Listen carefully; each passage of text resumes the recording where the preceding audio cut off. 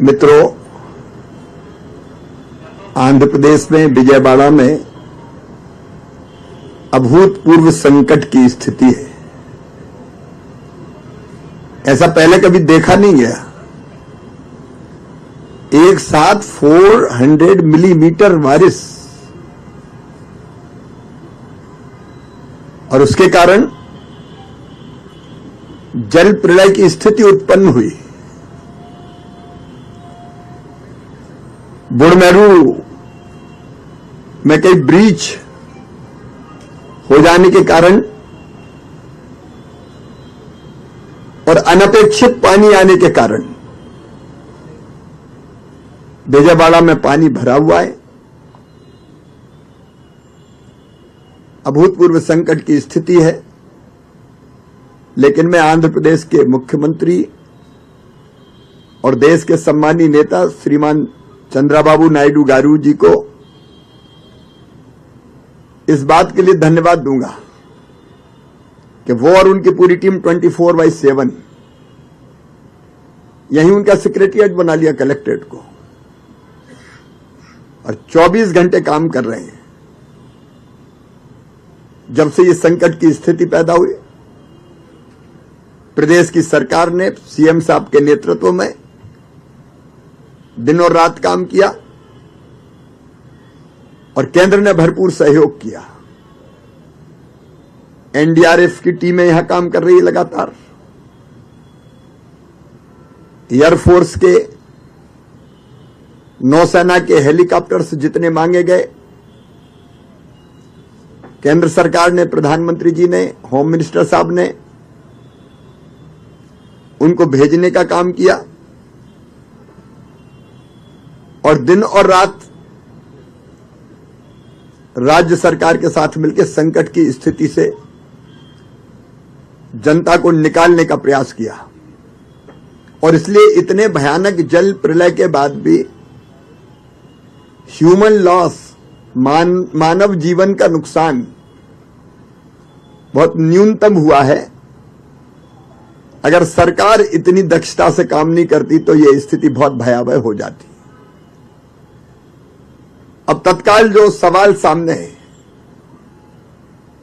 जैसे कि सम्मानी बाबू बता रहे थे आपको, कुछ शॉर्ट टर्म प्लानिंग करनी पड़ेगी। आज मैं विजयवाड़ा शहर में पानी में भी उतर के घूमा, हमारे स्थानीय केंद्रीय मंत्री, हमारे स्थानीय आईटी मिनिस्टर, एमएलए, एमपीज के साथ, और मुझे इस बात का संतोष है कि प्रशासन के हर एक डिपार्टमेंट के साथ यहां के हमारे जनप्रतिनिधि काम में लगे हुए हैं। एमपीज, एमएलए, मिनिस्टर्स, और अलग अलग वार्ड को एक एक जिम्मेदार आईएएस अफसर के हवाले किया गया है। मैंने लोगों से जाके चर्चा की तो तकलीफ तो है, 5 दिन हो गए पानी भरे हुए, लेकिन बावजूद इसके चाहे फूड पैकेट्स हो, दूध का, मिल्क का इंतजाम हो, पीने का पानी हो। ड्रोन से पहली बार सदा आंध्र प्रदेश में आपके लीडरशिप में यह प्रयोग हुआ है।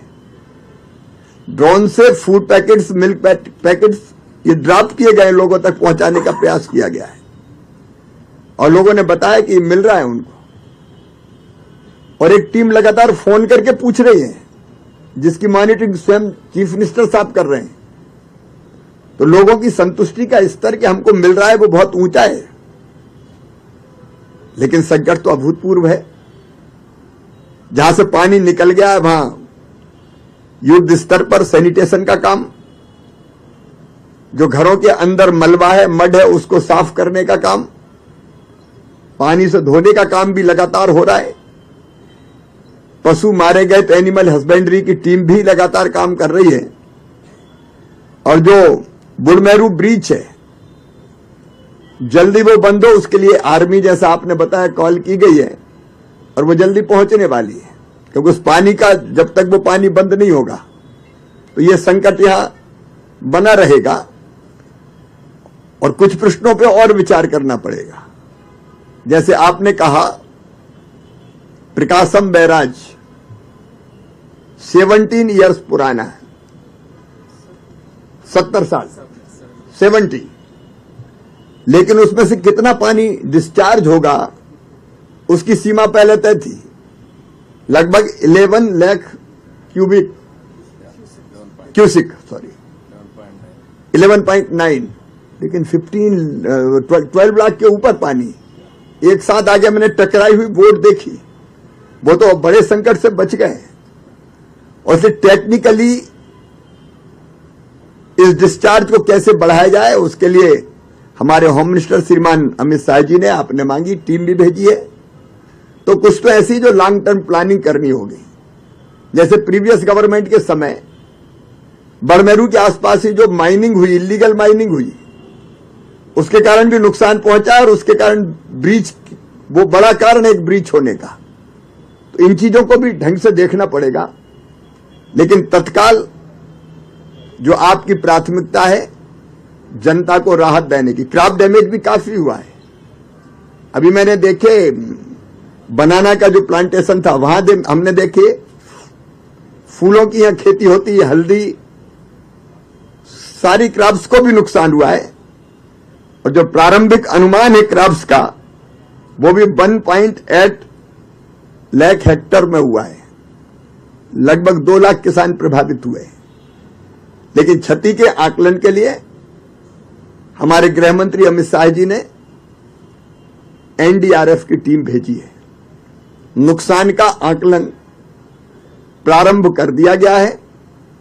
मेरे साथ भी कृषि विभाग की आंध्र प्रदेश को देखने वाली ज्वाइंट सेक्रेटरी एग्रीकल्चर जो देखती है, मेरे साथ ही आई है।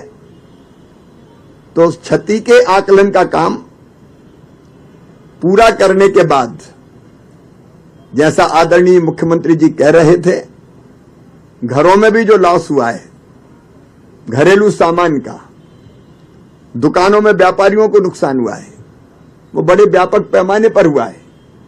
और घर रोजमर्रा की जरूरत की जो चीजें थी, टीवी, फ्रिज से लेके घरेलू सामान तक, गैस की टंकी से लेके काफी व्यापक नुकसान हुआ है। राज्य सरकार पूरी संवेदनशीलता के साथ काम कर रही है। मैं प्रधानमंत्री जी के निर्देश पर आया हूं। केंद्र सरकार ने भी हर संभव सहयोग किया है, मदद की है।